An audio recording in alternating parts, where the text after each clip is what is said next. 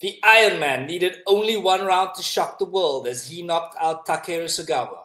We're recapping what could have potentially been the fight card of the year. This is the 1172 recap, and it's up next on Fighting with Friends.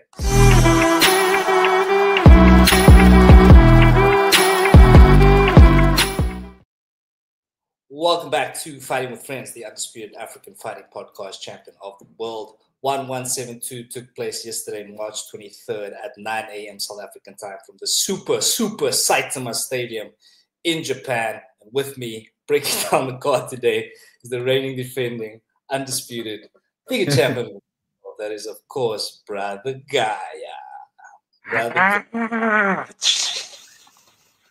Very happy to have you back, Brother Gaia. I'm sure the people missed your expert analysis, bro. So it didn't seem like it. Back in the saddle here. It seemed like they were enjoying it. I definitely did, bro. But let's get into it, bro. It's 1172. This is the recap show, and as always, we start at the top of the card. And at the top of the card, we did see Rodtang shock the world here in the long-anticipated super fight against Takeru Sagawa. Going on to enemy soil and just putting on the performance of his life. Who could have seen it besides Chowdhury Sitjadong, who did call a knockout for this one, bro? But like I said, BG, I'm sure the people are very glad to have you back. So please give us your insights on this one, bro.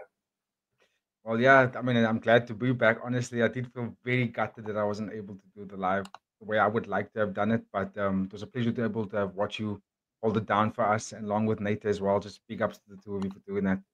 But bring it, team, much love. But to bring it back to this fight, though, 80, I was very surprised at the finish. Not necessarily at the outcome, but I was surprised that it came out that quickly. To be honest with you, I thought the fight was going to go 5 rounds, maybe even one of them getting the finish within that 4th round, but not so early. And it was early first round. It wasn't even a minute into the first round, and Rodtang landed that beautiful double left hook and slipped Takeru.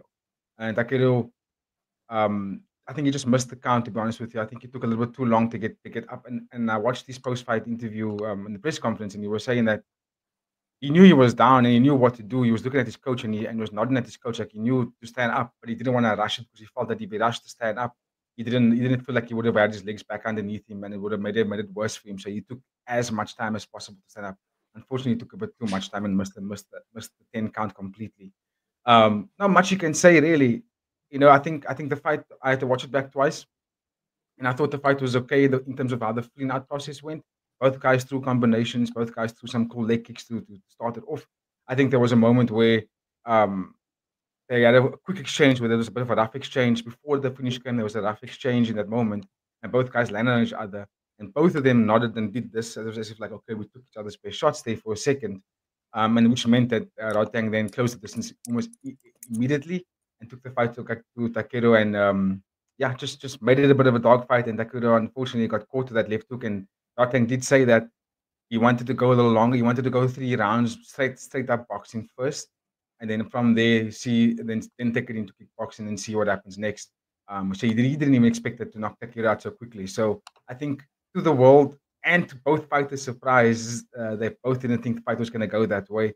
And it's a bit sad, but also very happy to see that Rodtang go and do it out there. And I think the biggest thing for me that's happy about the fight was Rodtang looked amazing in terms of how he cut the weight. He made the weight count perfectly. He passed hydration. He looked shredded. And I hope that he can stay like this, because if Rodtang stays like that in terms of making weight, I don't think anyone's going to stop him, to be honest with you. I think he's going to be an absolute killer, and even more of a killer than what he is right now. As for Takeru and the other one, I was gutted, and I also wanted him not to retire, to be honest with you. I felt that he can come in some good fights in the One Championship that he can continue to do and make up some great fights. And then he did say at the end of it, he said that you can't make the decision right now, especially because the fight went out the way it did. He personally felt it went in the way there where he couldn't put on the display. He said that even if he lost the fight but lost on decision, he would have said, I'm happy to retire after that. To lose in the manner that he did lose, he was like, now he's not sure if he wants to retire. He might want to stay and do another fight. So personally, I think do another fight, do another 2 more fights even, and maybe even don't even do super fights. Just do top contender fights in that division and maybe go for another title shot and then retire off that. Because for me, 33 years old, particularly in stand-up fighting, which is Muay Thai and kickboxing, I think he can go a little bit longer. I think he can go to maybe 36, 37 years old, the same age in 42 when he fought for a title. You know what I mean? So I think Takeru should actually consider coming back and not should consider not hanging up the gloves just yet and actually fight because there are some good competitors in the division for him. But big ups to Rodman. Yeah, absolutely, BG. I mean, the stars shine the brightest when the lights come on, Brian. Rodtang really did shine here. But yeah, and also just it's a mystery to me as to why it took him so long to actually get a nutritionist on board in his camp. Bro. Yeah. You know what I mean? Like he looked so good, like you said, he looked so well filled out. The weight cut was relatively easy, and he just came out there and put on the show of his life. Yeah. Again, I really didn't expect a knockout. I really didn't expect a knockout in this fight, especially with the bigger gloves. So just absolutely amazing to see. And yeah, just I think for like the level that the occasion was at, for him to come out and put on a performance like that, just shows where this guy's at, PG. I will say. Yeah, I will say this. I did expect Rodtang to be the more conditioned and the more powerful fighter, to be honest with you. I mean, you and I both know we can go back and watch so much tape and show you so much tape on Rodtang and how he's able to take anyone's shots. The only person that dropped him was Super Leg with an elbow. So he was able to take everyone's shots, no matter what it was, and he walked right through it. So I did feel like he was going to be more conditioned in the sense that he can take the shots from Takeru.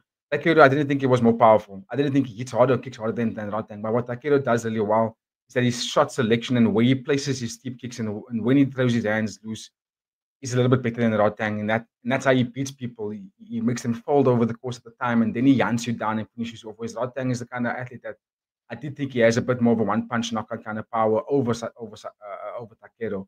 So that for me, it was like, if it goes 5 rounds, I can see Takeru winning because then over the distance, he's going to last a bit longer. He's going to probably deepen a lot more and take out Rodtang that way. Takeru did throw a very hard leg kick in the beginning of the fight, which got Rodtang's attention very quickly. So I was like, Takeru is a bit more of the intellectual fighter between the two of them, but Rodtang has got the conditioning and the power that nobody, not even Super Leg, has in the one championship. So, I mean, Mighty Mouse speaks about it. You don't want to stand in there with the guy; he's gonna put you away, So, I did think that Rodtang had more of the harder punch and kick, and so that for me is like, if the easy way for Rodtang to win, it would be to knock him out. I didn't think Rodtang was going to win if it had to go through the decision, but he was going to lose the fight that way. You on mute, bro? Sorry. So speaking of Super League, this fight did happen at flyweight kickboxing. So is this the next fight though? Super League Rodtang for the champion? No, I don't think so. Especially because of what Chowdhury Setiatong said. He did make an announcement at the post-fight presser saying that Rodtang is been scheduled to fight against Jonathan Haggerty. So they're going to run it back. Haggerty doesn't have, or he only has the kickboxing championship now, if I'm not mistaken, right? He must beat Rui the last fight to retain it. So I think Chowdhury's made an announcement at the press. I actually just watched the presser finish, and he said that the next fight for Rodtang is against Jonathan Haggerty. However, he does feel that Rodtang has now put himself in the position where he can demand any fight that he wants, but that's the fight that the one championship is trying to put together, is Rodtang and Jonathan Haggerty, which I actually disagree with, to be honest with you. I only said no to you so quickly because I knew that information, but I disagree with that matchup. I think there's nothing in that fight for us to kind of see because they fought 3 times already and Rodtang won the 2 of the 3. So, or they fought twice already and Rodtang won both of it. In both divisions, in flyweight and bantamweight. So I don't know if they should rematch that fight. I don't know if there's anything other than the fact that they're both the same age. They're both 27 years old, so I could see why maybe you could do it, but I don't think it should happen. I think Jonathan Haggerty could fight against Pettenon next, or Elias Anahachi could be a fantastic fight for Jonathan Haggerty. I think they can actually beat him, to be honest with you. I think Rodtang should now go and claim back the vacant titles that he doesn't have. So go and get the flyweight kickboxing title that you once had. Go get the Muay Thai title that you had to let go of because of weight loss. Now I'm saying those are more of the realistic matchups for me for Rodtang. He's go and claim back those titles that you got stripped from, rather than going to fight against Jonathan Haggerty, who has moved on from you. He moved on from Rodtang already. So, I don't know if they could sell that fight other than the fact that they are two masterful strikers. But history has proven that you don't really want to see them throw down again unless the Rodtang's got a title, which he doesn't have at the moment. Fair comment, PG. And of course, ladies and gentlemen, if you have any comments, let us know in the comments. And we'll be sure to have a look at those and sure we'll reply to them as well. But okay, BG, then we'll keep it moving and we'll go to where there was an interim featherweight kickboxing championship match. Masaki Noiri defeating Taiwan Chaya by third round TKO. I was shocked. If you go back to the live stream, you'll see the evidence is right there. I was completely in shock, but I couldn't believe what I was seeing. I was absolutely certain Taiwan Chaya was going to get the job done. Yeah, I just thought he had too much star power. But fair play to Masaki Noiri, coming out there, putting on a great performance in front of the home crowd, and fair play to the Japanese fighters in general. They went really well on the night. So yeah, BG, from your side, bro, what can you tell us here? Yeah, just to add to your surprise as well, hey, Shouty came out and said that Masaki Noiri was actually the 12-1 underdog in this fight. Yeah. The entire world, everybody didn't give him a single chance to win it. Insane.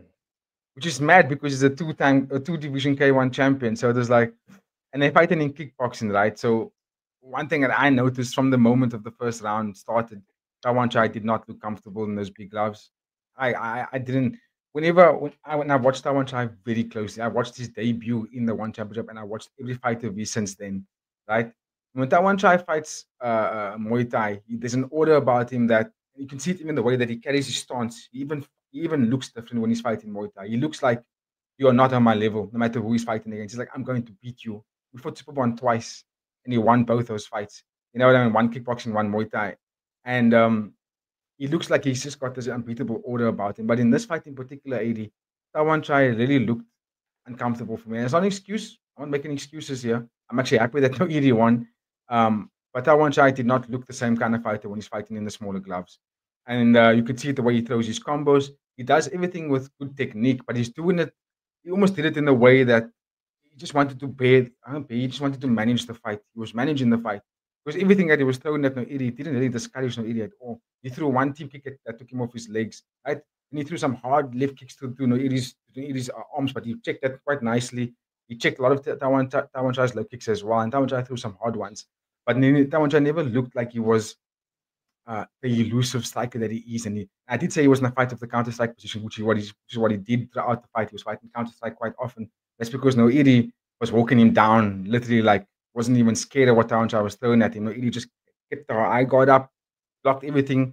And every time Taiwan Chaya would throw something or move back, you will see Noiri throw a very hard low kick. And Taiwan Chaya wasn't liking those low kicks. The calf kicks was making Taiwan Chaya almost re-strategize how he's going to come in, how he's going to press forward. And when do you ever see that happen to Taiwan Chaya, where he's getting calf kicked and he doesn't know how to get around it? Noiri was doing exactly that. And you could see the different styles. You got the one guy that you can see is a Muay Thai practitioner at first base and looked uncomfortable in that ring, whereas the other guys is through and through a kickboxer. You can see Noiri was even the way he guarded some of the punches from Taiwan Chaya was very different to what you normally see. It wasn't like he was and then he walked forward. It's almost like he was moving Taiwan Chaya's arms out of the way when Taiwan Chaya would throw a punch, and it looked very comfortable. And I remember I told you about the Kyokushin fighters that like to fight inside that void. They close down and they stay here on you the whole time. You'll watch it fight back. Like I said, I watched it back twice.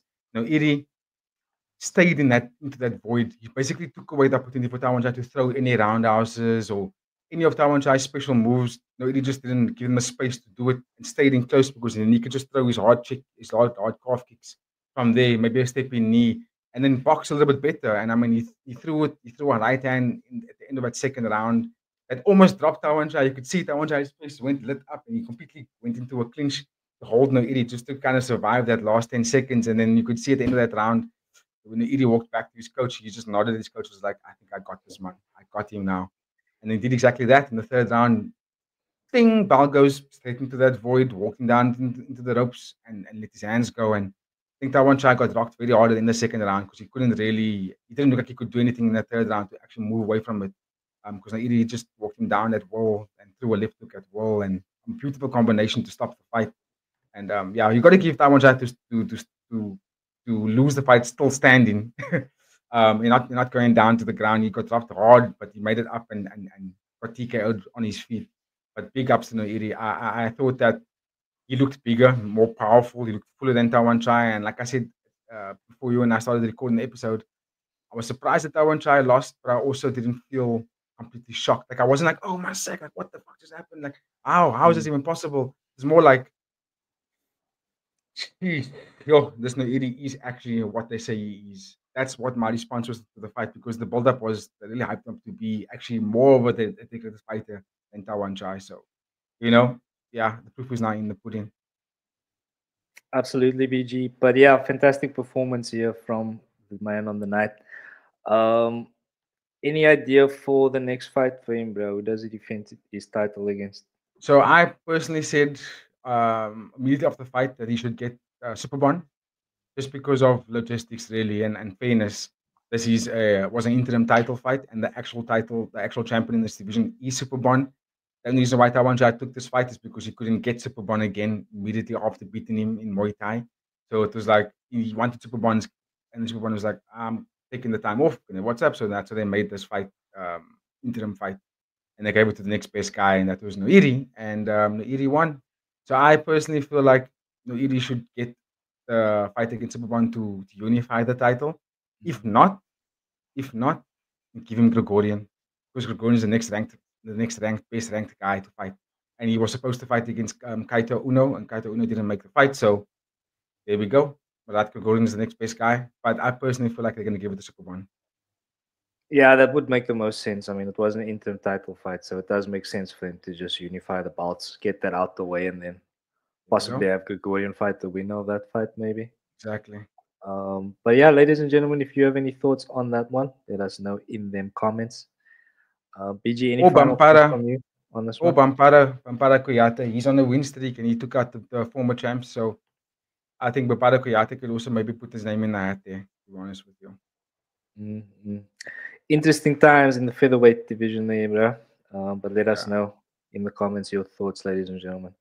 But okay, then let's go to some MMA. And here, bro, another, again, shocking result here.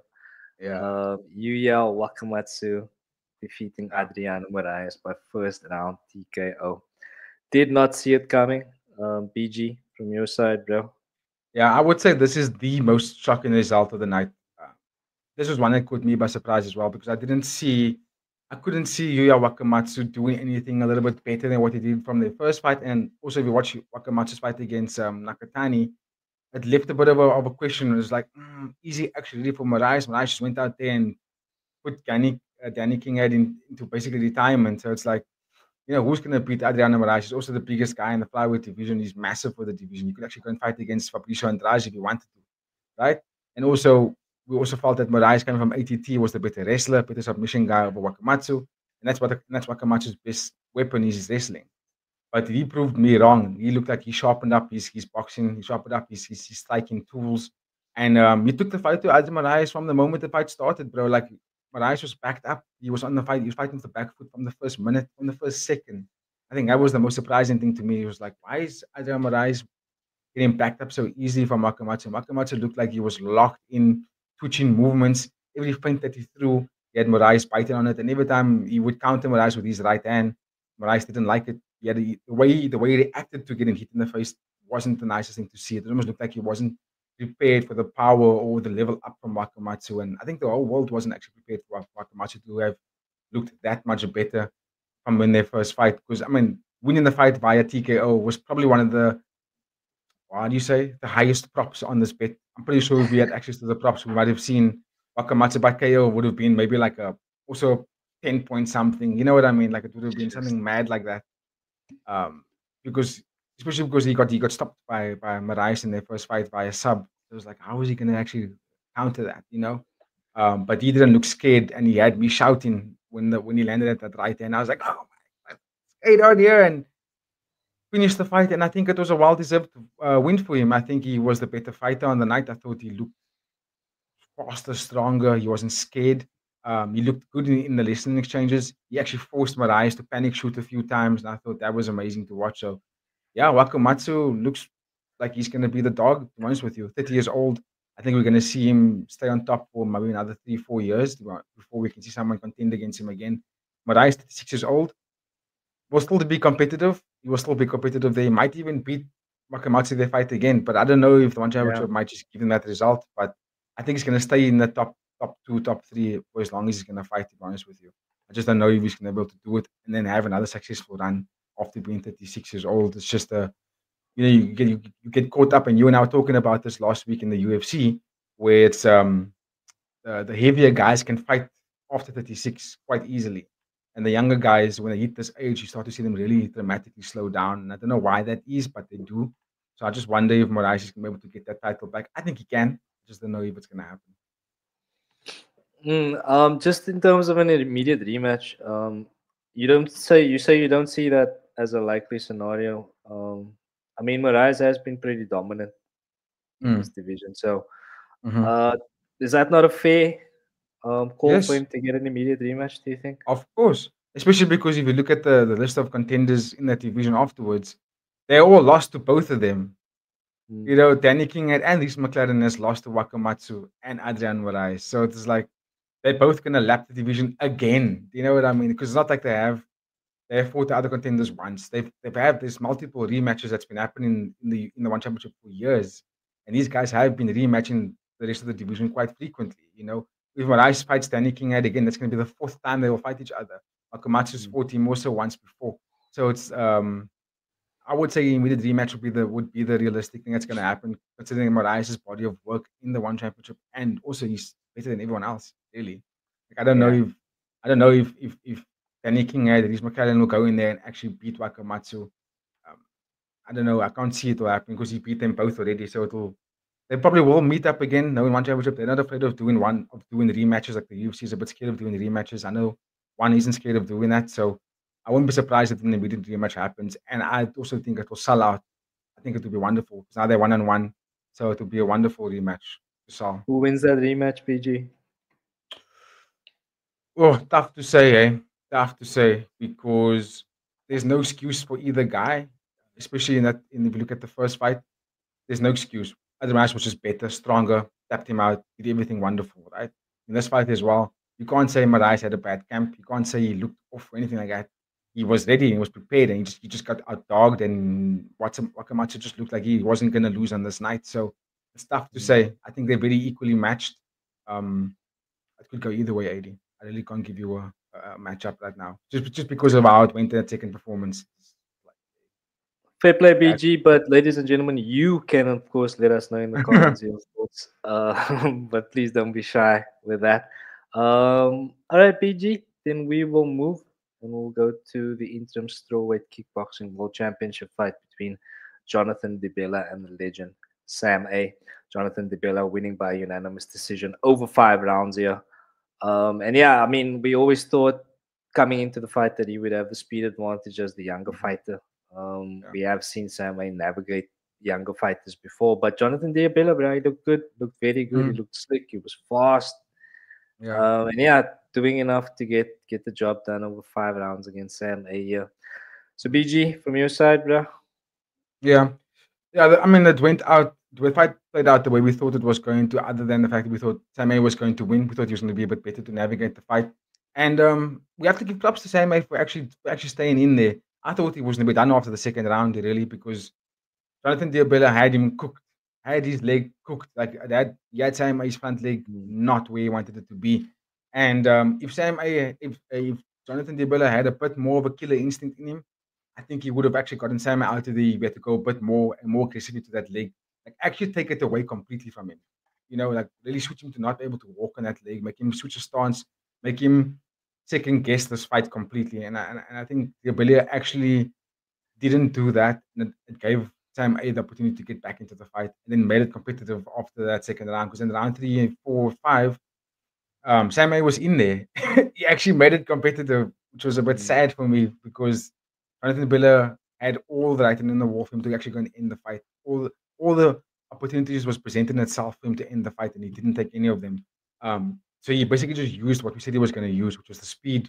I said his keys to victory is going to be stay on Sam May's face, fast combinations, in and out movements. Don't stay in the line of fire long enough for Sam May to counter him and utilize that speed. And Sam May might not even keep up with it, and he might be able to fold him. And he did a lot of that, but he just didn't fold Sam May. Sam May was actually, when Sam May was in trouble, he did the experience part. He tied up when he was to tie up. He threw his jab. He tried to throw a lot of hard body kicks to counter a lot of Sam May's movement.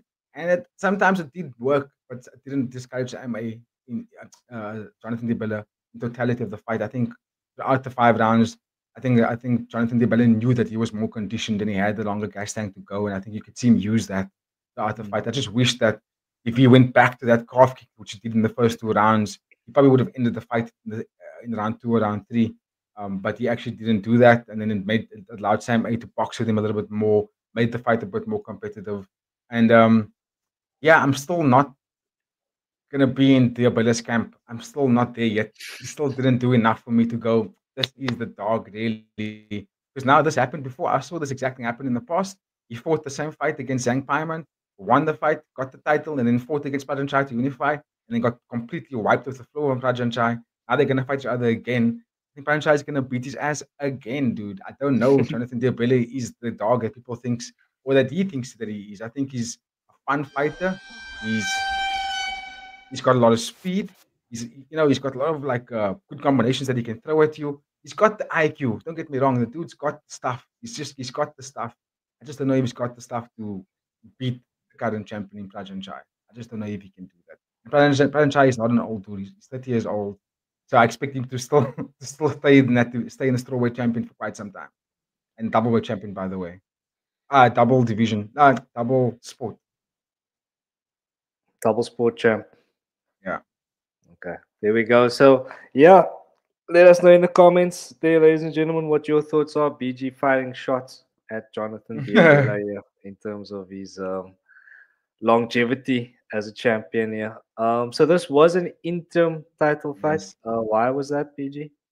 Because Prajanchai is the current champion, and because he's defending kickboxing and Muay Thai, sometimes when that happens, they can't have the one discipline be on hold because the champion's fighting a different discipline. They have to continue the division, obviously. So okay, that's what happened. I see. So now it was like, while Prajanchai is fighting kickboxing, Muay Thai, and he also has the kickboxing title, let's have the top 2 contenders fight for interim, and then we can unify the belts afterwards.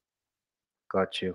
Give thanks, PG. Any final thoughts on this one before we move to the ladies? I think Sam A can probably, respectfully, I think he can hang up the gloves here. 41, going on 42 this year. You got over 400. You've tasted the gold more times than any of these youngins is going to taste it. I think he can actually just hang it up and ride off into the sunset, and no one will even question it.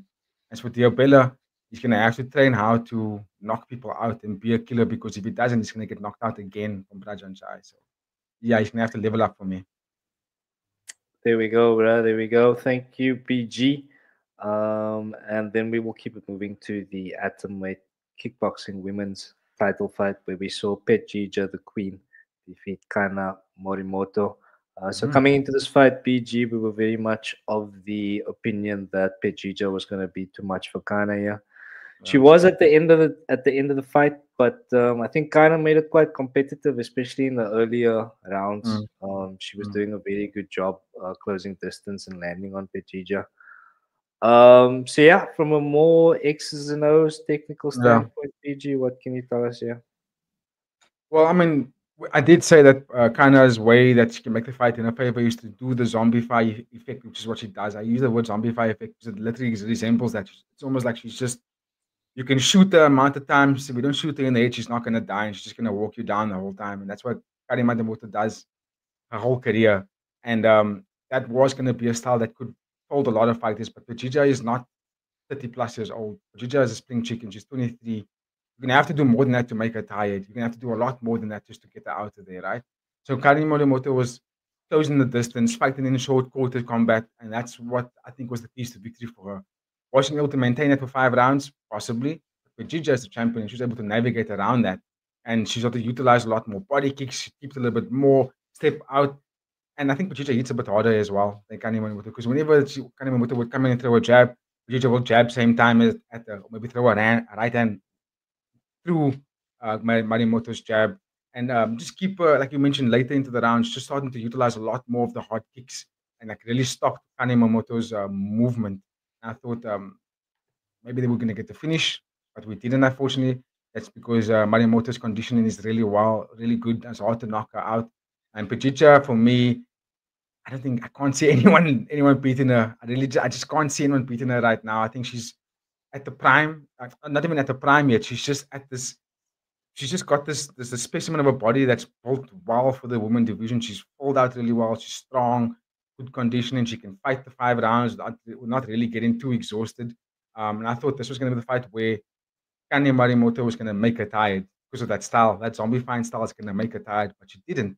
And I think we have to give props to Pajicha to actually level up that, because in the past, Marimoto's kind of style has folded athletes. She's folded people, made them tired with that kind of style. But Pajicha just stuck right through it and met her pound for pound match, like punch for punch throughout the whole fight. And like I said, hit a bit harder and threw a little bit more than Marimoto. And I think the unanimous decision was the rightful win for me. I think round 1 and 2 was a bit competitive. I think Marimoto did some things that forced Pajicha to sort of re-establish a new style. She couldn't just walk her down like she does in the past and just throw hard stuff like she normally does. She had to really navigate some of Kani's combinations that she threw at her. But Pajicha, she proved to everybody why she's going to be that champion for a while, dude. I think the only one that can really challenge her would maybe be Alicia Rodriguez. But Rodriguez might just be undersized, to be honest with you. But Alicia Rodriguez could put up a good fight against her if they must do even if it's Muay Thai, because they both fight both disciplines anyway. So it would be nice to watch. Yeah, agreed, BG. Firstly, I do think it was the right decision as well, but also possibly if she is so dominant in this division and in the sport, then she should possibly consider branching out into different sports, probably different divisions. Seeing where she stands in that regard. But yeah, BG, any final thoughts on this one, bro? I don't know if she can go out into other divisions. Atomite seems to be the division where it's maxed out for the women in one championship.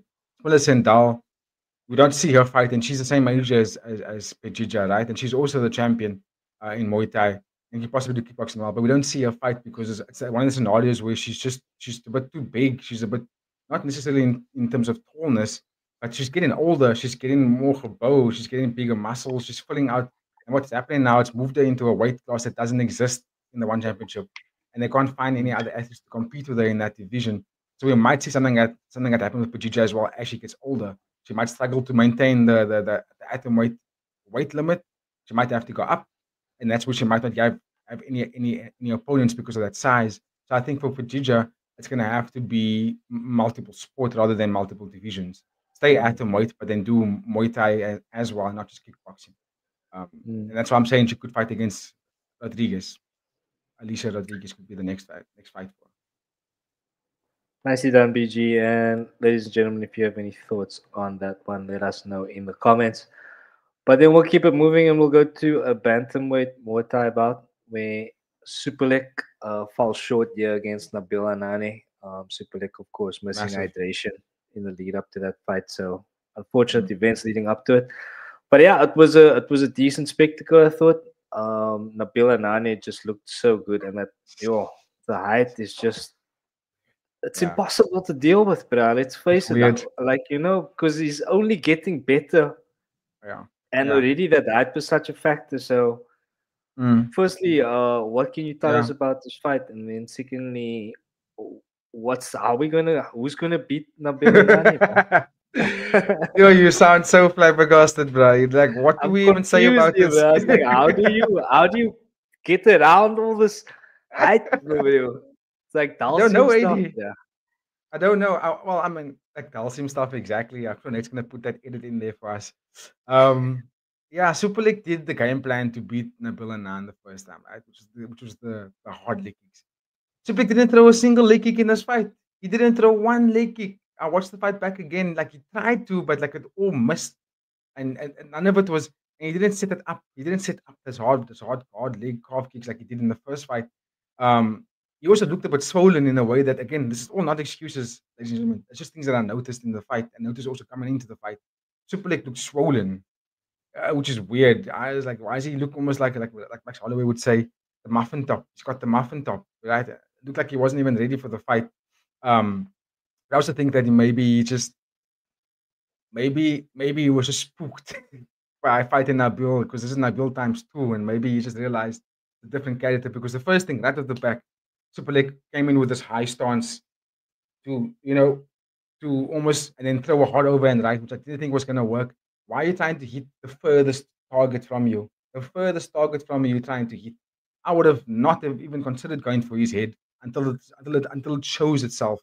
And for doing that, I would have targeted the body, right? Targeted his knees, target the body. You force him to bring his head and hands into the ground, into his stomach like this, and then his head will present itself for you to go and hit.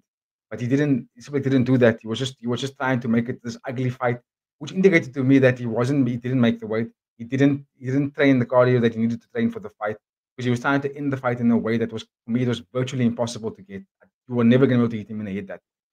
And I just didn't like that he was trying to do that. Whereas Nabil, on the other hand, he looked like he was in this fight and he really wanted to win it. And I think I'm gutted for the fact that it wasn't a title fight for him, because you could see he really wanted to go in there and put on a, not necessarily performance, but actually beat the one guy that beat him, and also beat the considered pound for pound number 1 in the one championship.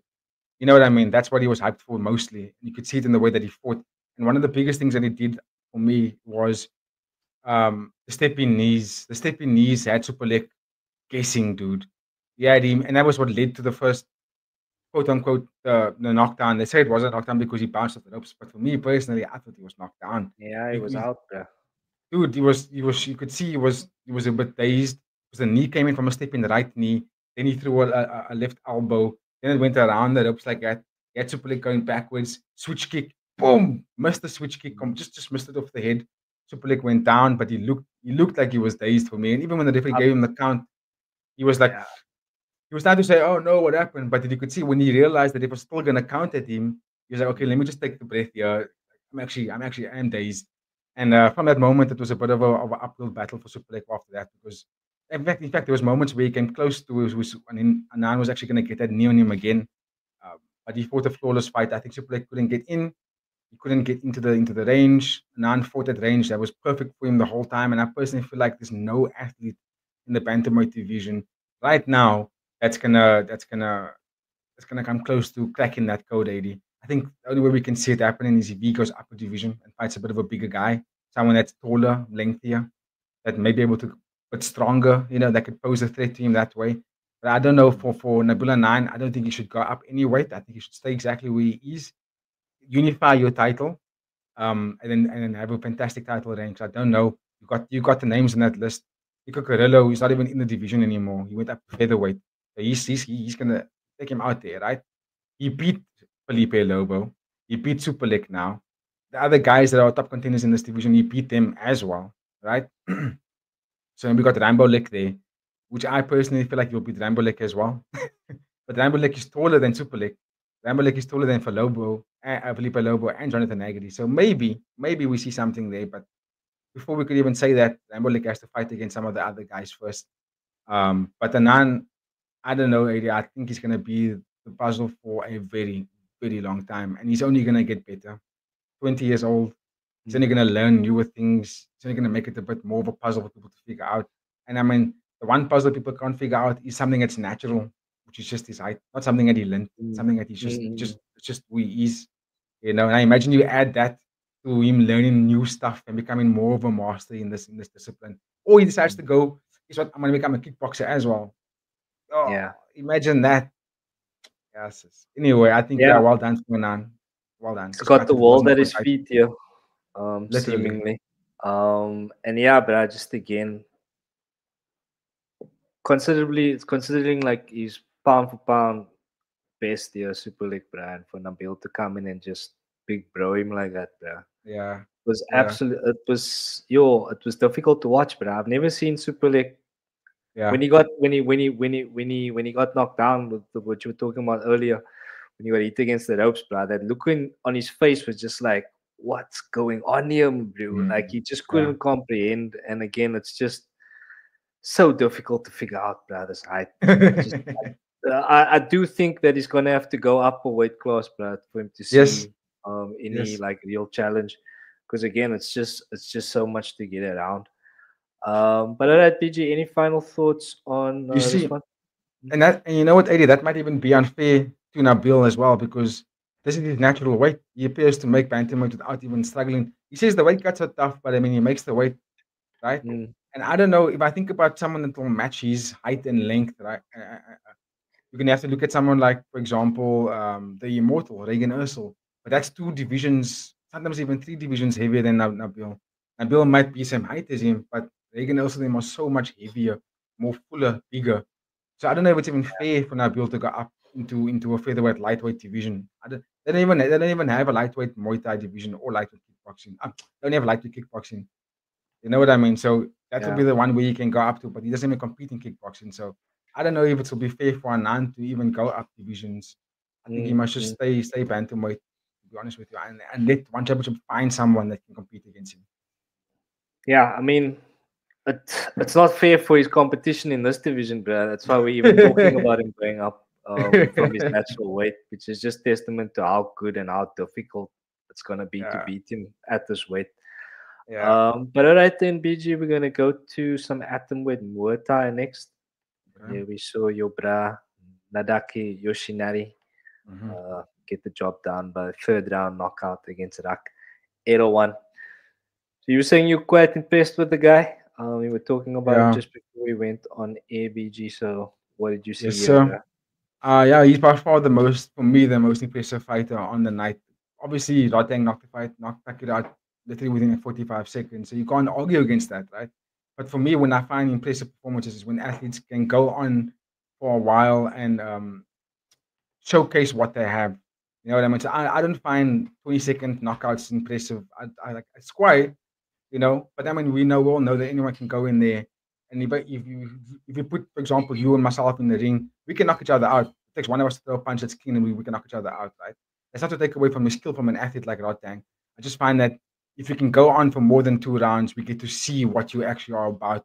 Because then you might put on a master performance like Nadaka did in this fight, or you get tested and you go to adversity and you might get dropped and you come back and then you win the fight and we get to see more about who you actually are. You know what I'm saying? So that's why I thought in this fight, Yoshinari came into it and you hyped him up with all the belts, all the accolades, all the different promotions he fought under at 24 years old. It's like, oh, who the hell is this kid?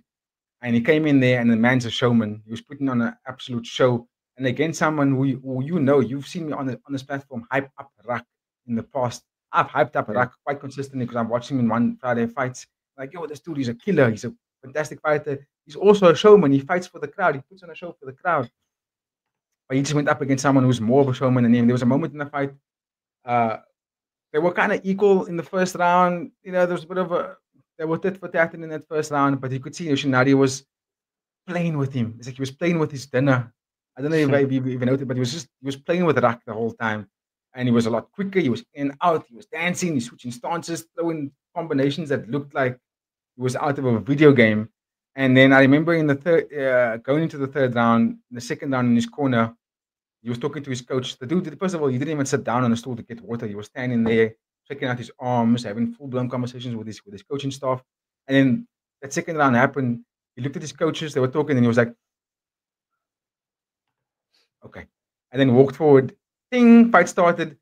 And he was dancing around Rak. There was a moment where he even tripped Rak with a walk-off, no-look trip, bro. The dude literally looked around, looked at the crowd, tripped him, lifted up his hand, I guess, like you still in the fight. I was like, nah, he's a showman. This dude's an absolute showman. There's like a no-look trip, dude. Who does a no-look trip?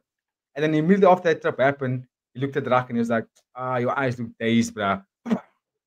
Fast 1-2, left straight, dropped Rak into a different world. It took the entire ad break to actually get Rak up to his feet again. So, big ups to Yoshinari to go out there and put in a performance like that. I thought he could have knocked out Rak earlier in the fight if he wanted to, but I think he was putting on a show for the fans. And I am excited to watch him in the One Championship now. Yeah, massive statement. This was, of course, his debut in the One Championship, and to beat someone who has been a stalwart Yeah. like Rak Erawan. If we just have a look at Rak's record here, Yeah.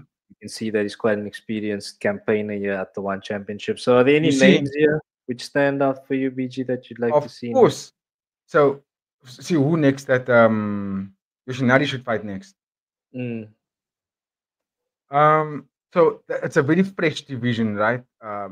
There's no official rankings for this division just yet. These guys are only now just lost like 3 years, 2022, 2023, 2024, going into 2025. They're only now recently starting to develop this atomweight division. So a lot of the atomweight fighters are still fighting on the Friday fight card. So it's hard to say. Yodnib Chai is the latest fighter to have actually gotten the contract in the One Championship. Excuse me, not the UFC.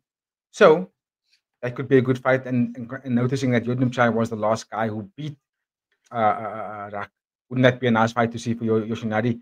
Song Chanoi, he also fought. Chokprik Cha also fought last week in the Friday fight cards. So they also in the division. You know what I mean, the atomweight division. So and they put in good performances. Nicholas Silva came into this organization with a massive hype, also former champion, and he lost 2 fights in a row. So there are time to pull up the roster. So we could kind of see a fight like that next. We might see Yodnib Chai fight Yoshinari next. We might see Sing Chanoi fight Yoshinari next. I'm not too sure about the other athletes just yet. And Rak was the kind of guy that I think that the One Championship was relying on there to actually put on a performance against Raka, but unfortunately that wasn't the case. So yeah, I'm looking forward to the future of this new division in the One Championship because it is very new. Fair play, BG. And of course, ladies and gentlemen, if you have any thoughts on the young man's performance or the division, let us know in the comments below. Like the video, share the video, subscribe to the channel. Appreciate you, bruh. But we'll keep moving down to some lightweight MMA. And here we saw Shinya Aoki defeat Edward Folliang by first round sub. So yeah, got in there, pulled guard, and it was GG, bruh, basically. Not really too much that I can say here. From your side, BG? Yeah, me too. Just because I felt like the fight wasn't really, it was just fan service. It was just get the Japanese fans going crazy. It wasn't really, fight didn't have any weight to it. It didn't mean anything, to be honest. And they fought in the past before, and Shinya Aoki has beaten him literally. I think it was their 5th fight. So Shinya is 4-1 against Folliang. So yeah, I was like, this is for the fan. Shinya Aoki's going to go in there and submit this dude. And that's exactly what he did. Look, the submission was amazing. Don't get me wrong. It was one of those things where you only see if you really watch Jiu-Jitsu for a very long time. I mean, I've never seen an armbar wrapped up in that kind of manner.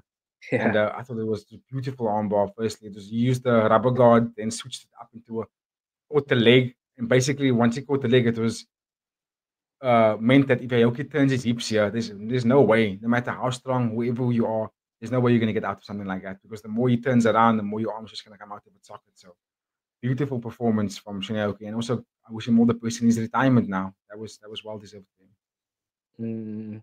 Did you manage to see the John Lineker fight? I did. We were having some technical problems. Yeah, so BG, why don't you tell us what you saw for this one, bro? Yeah, I thought that was also the biggest takeaway for me in this one, 80, was you can see how uncomfortable John Lineker is when he's fighting in kickboxing. Because I mean, we know MMA is his thing. He only recently took up Muay Thai. He had 3 fights in Muay Thai. This was his 4th stand-up fight. And you can see when an athlete doesn't know the rule set and they're unfamiliar with it, it does throw them off on how they can fight, because he kept on doing things that weren't in the rules, like catching the leg and throwing a strike, pulling the athlete in often, catching. It's like he had to be reminded a few times, like, yo, you can't actually do this. And literally, now, if it wasn't John Lineker, and if it wasn't because they knew that this is his first time in kickboxing, he would have been getting yellow card after yellow card in that fight, really, because he was doing quite a few things that wasn't allowed, and the referee gave him quite a bit of grace to stay in the fight. I thought he did well in making it uncomfortable for Akimoto. I thought he was doing some wonderful body work, but that's John Lineker for you. And you could see that the power wasn't carrying over the way it wanted. If this was small gloves, if I would have knocked up Akimoto in the first round, really, I think he would have had him knocked out. Okay. But as kickboxing, Akimoto is the former champion, and he was doing a little bit more for me that made him win the fight by split decision. I thought that he utilized more of the kickboxing combinations. His kicks were basically landing where he wanted it to land, hard, low kicks, through good up kicks after these or head kicks after these boxing combinations. And yeah, I just think that John Lineker made the first round pretty much in his favor, but then afterwards, as the fight went on, I thought Akimoto was the cleaner striker. And yeah, he rightfully won the fight. Just rightfully, but I wasn't that impressed with the performance. Fair comment, BG, and it's very surprising to me because I thought that John Lineker in a kickboxing fight would have been good because, like we said, coming from MMA to Muay Thai, but more freedom. And the thing is, he doesn't use elbows and knees that much, bro. So I thought in a kickboxing fight this would suit him perfectly. So very unfortunate that he lost that. You see, but yeah, I think Lineker. Sorry to interrupt you, but I think Lineker will do better in boxing. Because even in Muay Thai, even in MMA, the dude never used his legs in the way you want him to use his legs. Whether that was defensive or offensive. You're not throwing knees in the clinch. You're not throwing tip kicks to set up your hands. You're not throwing hard calf kicks. You literally remove your opponent's ability to walk. You're not utilizing the overarching arsenal that can actually aim the fight into your favor. He just uses hands of stone, wide as hooks. And it's fun to watch as a fan. It's like it puts on amazing fights to watch as a fan. But as an enthusiast, someone who loves the technical side of the fighting game, I wouldn't want to coach someone like John Lineker. I'd be like, no, thank you. This man, I don't know if he's going to be like a long reigning defending champion and put on the most unbeatable kind of guy. I think he's there to be beaten by a lot of fighters just because of that reason. He only has two weapons, and that's his right and left hand. He doesn't throw anything else at you that can make you go. And I think if he had to use more kicks in this fight, probably would have won the fight. But because he only gave Akimoto two things to think about, left hook, right hook, left hook, right hook. He didn't even throw a jab into a hook. He just left hook, right hook. And he starts body, then goes to the head. You're giving Akimoto very basic things to kind of think about to defend. Not enough for him to actually get into some kind of trouble. You know what I mean? So yeah, I think Akimoto did enough to win the fight for that. And John Lineker will be better in small ounce gloves. Dangerous. Yeah, maybe he must go to bare knuckle, bro. Oh, imagine. It knocked Oak's heads off, bro. Completely. Imagine. Get paid more. It's just funny, man, because he came from MMA, then he goes down to Muay Thai, kickboxing. Now you're saying he must go to boxing, so it's just less and less, bro. Bro should have just been a boxer in the first place, bro. You know what I'm saying? And he started in boxing. That's what he started as, a boxer. Yeah. He competed in the boxing first. Yeah, but shout out to John Lineker. We, of course, still love him here. Brazil! But okay, then, BG, we'll keep it moving to some lightweight MMA. And here we saw Adrian Lee defeat Takeharu Ogawa by first round submission. I think this was an armbar as well, was it? Memory serves me well. Wasn't it a rear naked choke? Might have been. Yeah, it might have. Yeah, I think so. Rear naked choke. Yes. Sorry. It's a bit of a blur for me. There's so many fights we watched this weekend, bro. Yeah. It's all kind of merging together into one big fight. But tell us what you saw here, BG. So I just looked at the result again quickly just to remind myself. They said it's announced as an anaconda choke. There you go. But and it was a very, very quick anaconda choke as well. I don't have much to say about it really, because I personally feel like the fight was carefully curated for Adrian Lee. And that's not to take anything away from Adrian Lee. He started to go out there and do what he needed to do, but it felt like he was fighting against a practice dummy on a video game, like a faceless character. You know what I mean? Because the Lee family has gone through some heavy trauma over the last few years. Don't want to talk about it too much, but I mean they've gone through a lot of trauma, and I felt like even with Christian Lee's fight in his last fight, it was like they're giving opponents just to bring them back, just to get them back into it again and re-inject these guys back into the organization, and then here we go. Now they can go and get their title again and become the champions that they are. Because who the hell is Takeharu? What's the dude's background? You know what I'm saying? The fight ended so quickly, and Adrian Lee, the 19-year-old kid that went in there and strangled a 37-year-old man or 27-year-old man, over 30 man, and did it in such a quick fashion.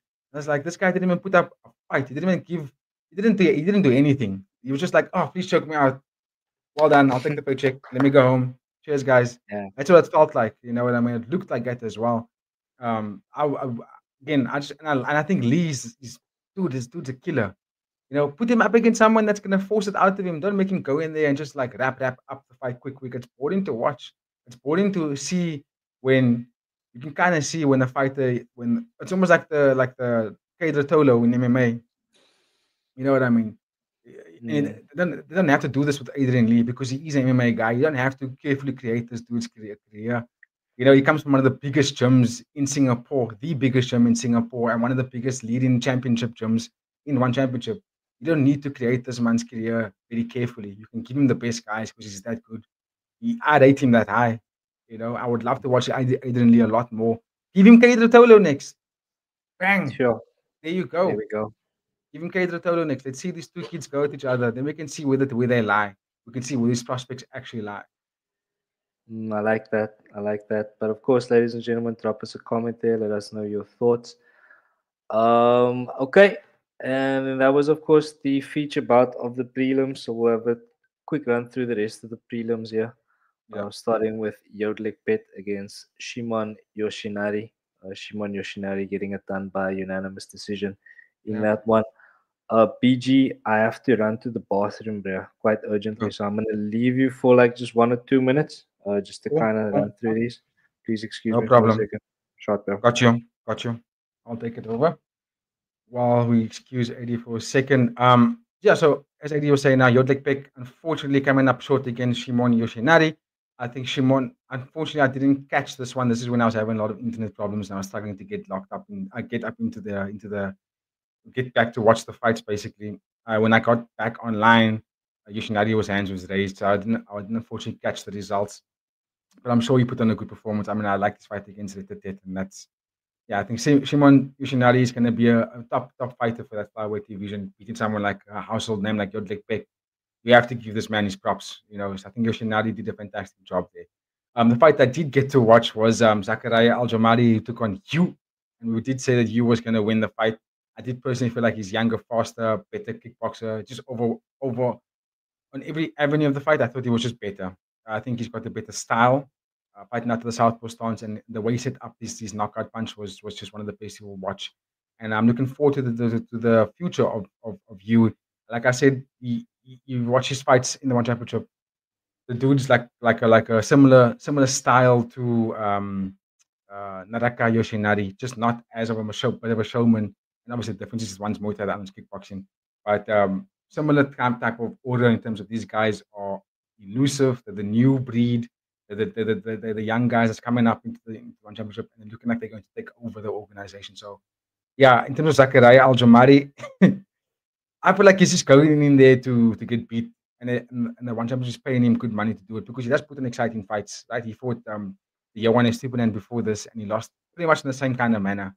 That was Muay Thai, not kickboxing, by the way. So I just think that Aljamari is being fed these prospects, and it looks like he's happy to take it all the time. But Yu, on the other hand, he went in there and he did what he said, did what we all said he was going to do, and I have to give him props for that. So big ups to Yu for that performance. Just looks elusive, man. I'm excited to watch more of him. I hope we get to see him very, very soon again. And then we also had the opening bout between Suryanlek, who took on Ryusi, who looks a bit like Kaya Sakura. Look very fast. Again, this fight as well, not chopping and changing, but the internet was a bit shocking for me. It was difficult to stay connected at the time, so it was hard to keep up with the fight. But what I did gather, it looked like Ryusi was like the better fighter. He looked like he was taller. Looked like he utilized his range a bit more. Suryanlek looked like he just was uncomfortable. And again, when it's kickboxing, when athletes that aren't, this is not their forte. I know that we love to see the guys switch between the two disciplines, right? But they must do it correctly. Like Prajan Chai is one of those fighters who can switch between disciplines and then don't look any different. Suryanlek didn't look very comfortable in the big gloves. I think he should stick to Muay Thai. And he should actually make a weight for once in his life. Let the guy make a weight. Right? We've watched 4 fights on this platform now since the beginning of Fighting with Friends. Suryanlek has fought 4 times on our page. And all 4 of those fights has been a catchweight fight. So something needs to change here. Either he fights kickboxing or he fights Muay Thai, but he needs to find a division so he can actually like make a run at something, and he can be prioritized by the organization a bit differently, other than just the opening fighter on all these pay-per-view events. Because he is most of the time the opening fighter on a fight night card or a pay-per-view event.